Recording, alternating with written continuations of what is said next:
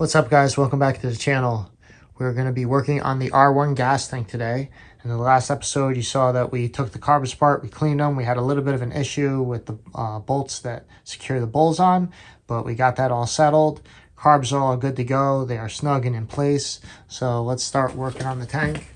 I am going to try to just use some regular gasoline and a toothbrush to get in here and clean the top side of the tank that does have a little bit of rust. Hopefully it just comes off.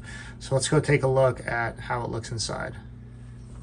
All right, we turned the tank around, we unlocked it. So let's take a look inside. See, there's a little bit of rust along the edges of here.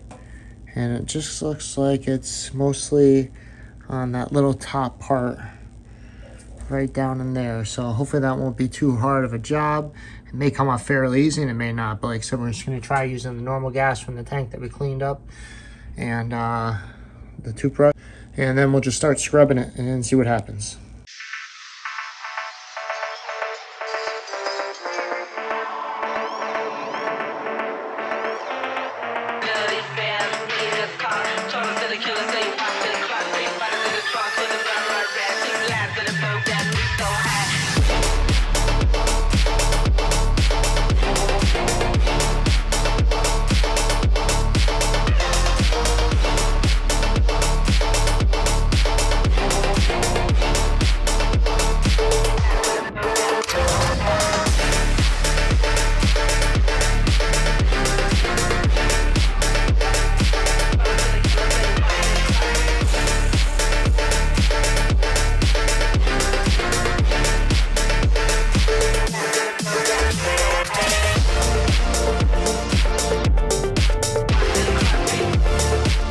Basically done scrubbing. You can see the fuel that we used is like pretty dirty now because I kept dipping it and scrubbing it and then putting it back in here to clean it, and we basically used all of it. But look at that, look at how much better it came out. It's like brand new now for the most part. We got all the rust around this lip and the inner lip off. There's a tiny bit in there that I still need to get to, so I'm going to work on that and finish it up. But as you can see, the majority of it's gone now, which is good. So it's just very light, a little bit of surface rust, so not a bad thing. I did use some steel wool, some 000 grade, 000, just to get off the excess that was on here, just because I really couldn't get it with the toothbrush itself. So as you can see, that part is pretty mint now, which is great. So then we will just end up finishing this top part. We'll flush the tank with some, we'll get rid of that fuel first. We'll put some like 87 in there just to swash it around, empty it out once or twice, and then we'll end up filling it to the top with some super, premium fuel.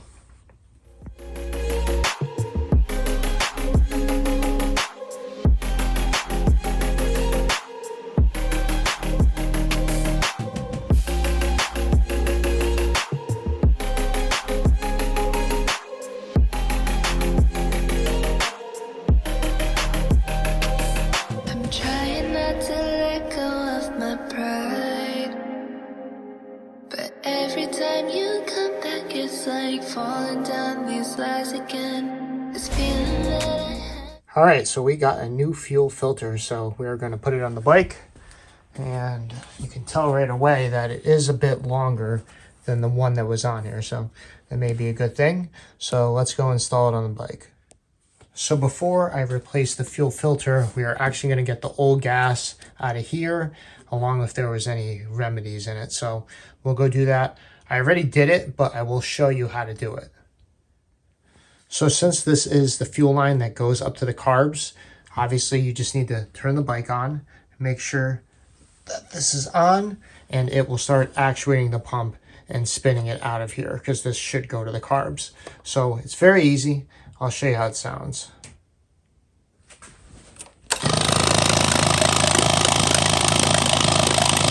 Oh, it's shooting shit all over the place. So as you can see, that is the way to do it. And obviously you just point it to the side while it's doing it, and it's not going to be as loud because it's going to have all the suction for the fuel. This is how much we got out of it. Filled it up. So let's go change this out.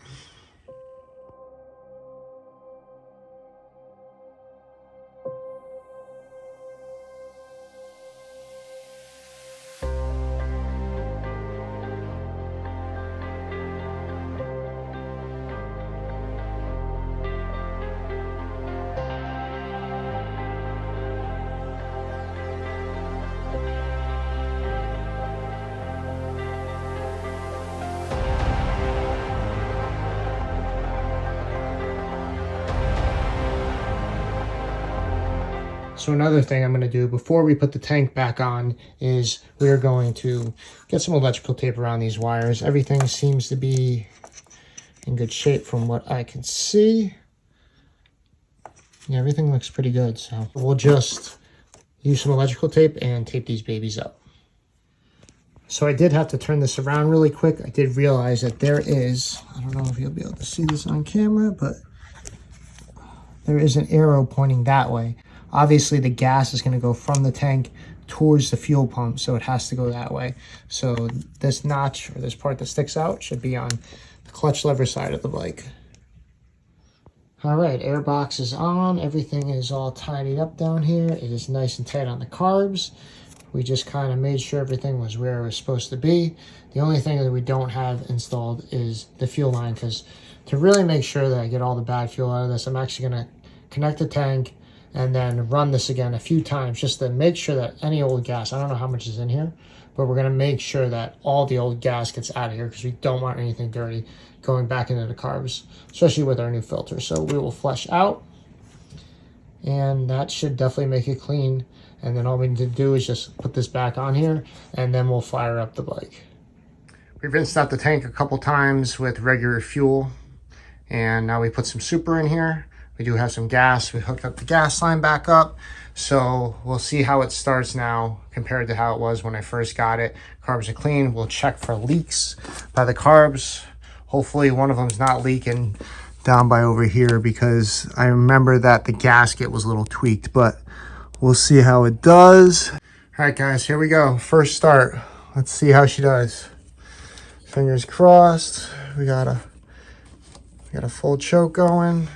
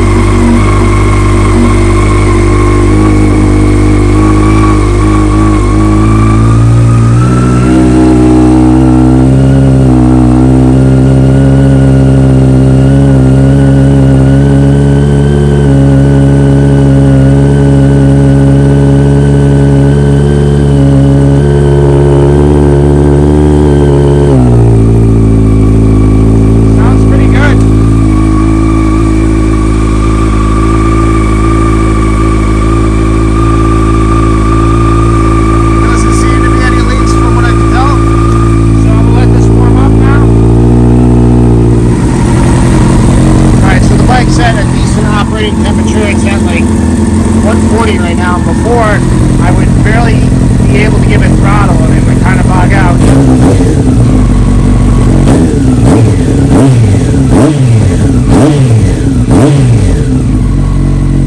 It seems to be idling pretty solid too. We're not really good. So I'm going to just let this thing warm up 100%, and then I'll make sure that the idle is set where it should be. Alright, as you can see, the bike's idling perfectly.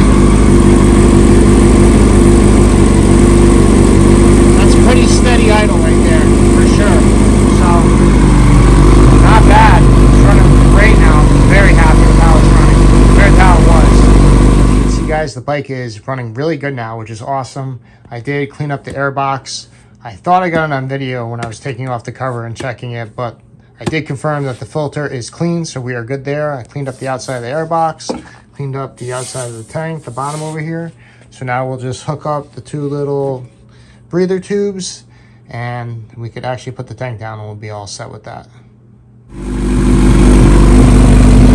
As you can hear, the bike is running like perfect. I can't wait to take it for a ride. Throttle response is super good. And idle's solid.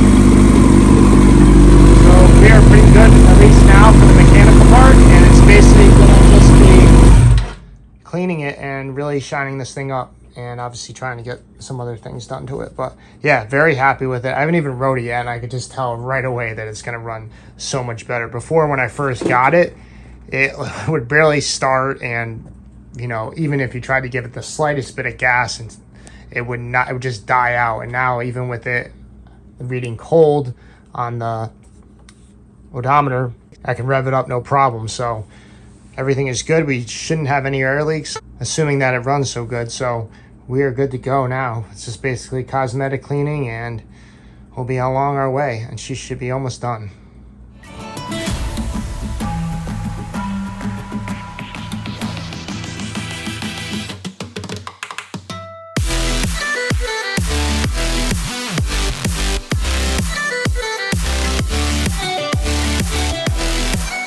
All right, that's all cleaned up. The other side is as well. Now we're going to lube the clutch cable. You can hear this thing needs a little bit of work, so we'll lube up this cable and get it mint. All right, so we are basically done lubing up the cable. I've probably been doing this for 10 minutes. You squirt it, and then you just keep moving the cable up and down. You want to hold the thing straight up just so that the liquid goes down. And obviously when you're all done, at some point you will see it dripping out on the other side where the clutch cable roots. All right, we got the cable back into the lever, and this thing is butter. No more squeaks. Cable feels so easy to pull in now. Such a big difference in how it feels with the pull. So it is definitely recommended you make sure you lube your cables. If you guys are not sure how to do this, I have a whole video on it, and I'll leave that in the description if you want to check it out. All right, since that's all set, I want to start working on this part of the lower cowl. As you can see, this just does not look good. So what I'm gonna end up doing to try to make this flow better, I'll end up using a Dremel, and I'll probably just make a little cut like this. This will be the tip top part, and then we're gonna try to, you know, basically level this out with this so it looks a lot more better. You know, unfortunately, you can't put plastic on. I mean, you could probably get some other stuff, but we are just going to basically make a line that goes like this, down, and kind of levels this part out a little bit, and it should look a ton better. So I'm going to start doing that now.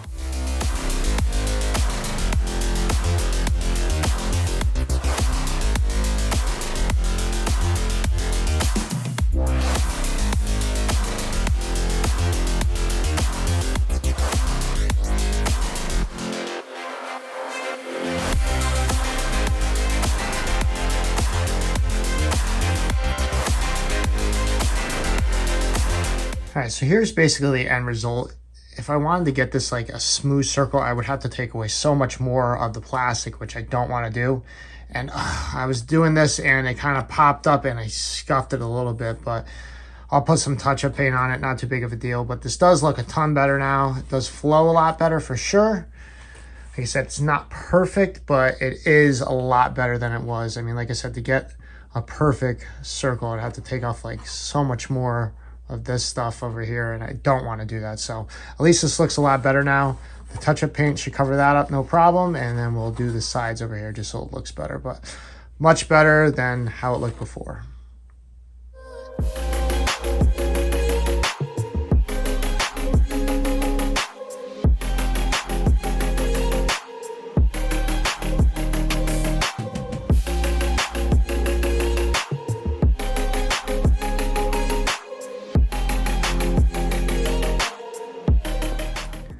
All right, the bottom cowl is installed. It's back on the bike.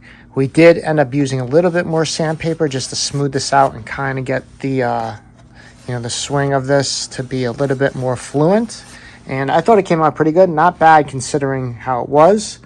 So overall, pretty happy with that. Like I said, hopefully I could buff this little part out that I ended up scuffing up. If you end up doing something like this, guys, you might as well just take the extra time and use sandpaper, get a black marker and kind of shape it how you think it should look and use sandpaper. Yes, the drill is faster, but sometimes it just kind of hops around and that stuff happens. So not too big of a deal. I'm pretty sure I can buff most of it out. If not, touch up paint, which I'll be using on this little part anyway. So not too big of a deal. But all right, so that's going to do it for today's episode, guys. The bike is coming along. You can see that swing arm is looking nice and clean. We cleaned up this part of the shifter lever as well, as along with the footrest. And it is looking great now. We'll end up cleaning the frame, and we just got to do a lot of cleaning now for the most part because the bike does run good. I'm actually going to take it for a little ride on one of my next videos, so make sure you guys stay tuned for that. I just wanted to get this cowl back on and, just so the bike looks a little bit more complete. So, all right, guys, so make sure you guys stay tuned. Hit the notifications bell and tap on all so you guys can stay updated with all the stuff that I do on any of the bikes. There will be a new video for the 2013 double R over there that I'll be doing something on. So stay tuned for that. And like I said, the Project R1 is coming along very nicely. So make sure you guys stay tuned. Thank you for reviewing, and we'll see you in the next one.